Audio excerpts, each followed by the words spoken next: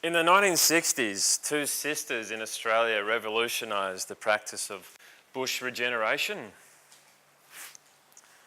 Eileen and Joan Bradley saw that the common practice of slashing and burning dense weeds infestation usually led to rampant regrowth of the weeds.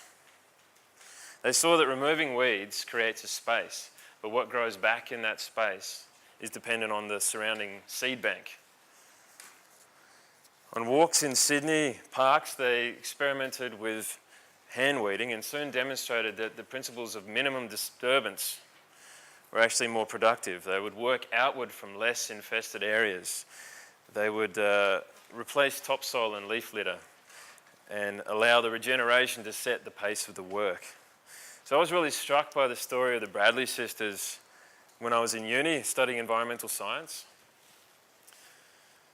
And that degree was part of a desire on my part to be the change in the world, as Gandhi puts it.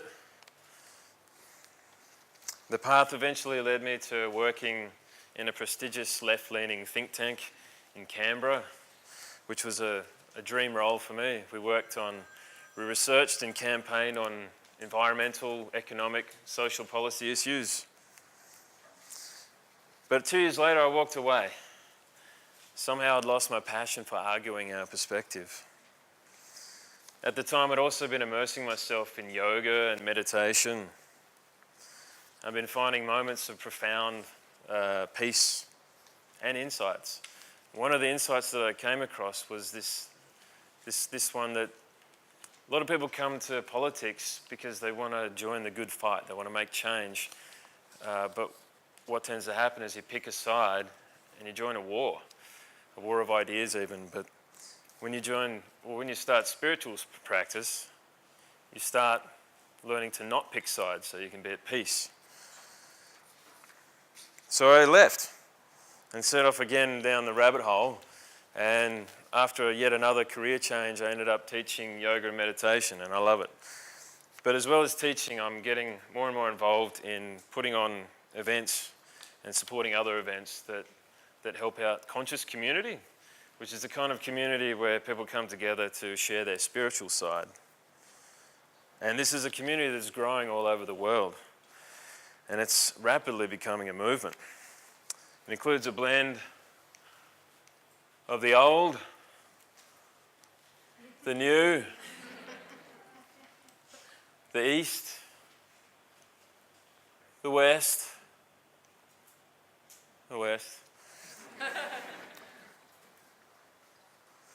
and here in Melbourne, there's a constant stream of great events and gatherings. So I also see the beginnings of a new political climate. I see people uniting over common values like well-being over materialism, non-violent discussion over argument, and clear-minded presence rather than fear and anger and shadow. I see the world changing through minimal disturbance, just like the principles of the Bradley sisters. Minimal disturbance is the essence of non-violence, which is the same principle that inspired Gandhi to say, be the change in the world. Gandhi was not a fighter, and that's what made him powerful. His legacy and his vision was to see the British off out of India as friends, using peaceful protesting. And people have the right to be angry at injustice, but ultimately, if we want peace, we need to embody peace. So Buckminster Fuller said, you never change things by fighting the existing reality. To change something, build a new model that makes the old model obsolete. So around the world, we have stagnation and political stalemate on crucial issues like war, poverty, and environmental destruction. I see that stagnation is partly being caused by well-meaning groups fighting from entrenched political positions. The kind of polarisation of the views comes from our instinct to fight the existing reality. I think what we need is more non-violent communication to support rational debate and bipartisan progress. Non-violent communication, however, begins with non-violent thought.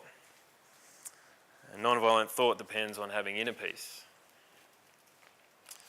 So it seems to me that the work of building the new model begins with finding peace in ourselves, and being supported by a community that's doing the same thing really helps.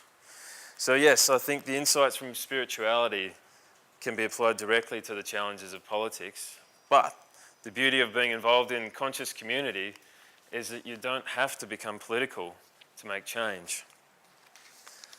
Using the Bradley sisters' principles of minimal disturbance, we can unite to nurture a less weedy, more peaceful and more happy model of society.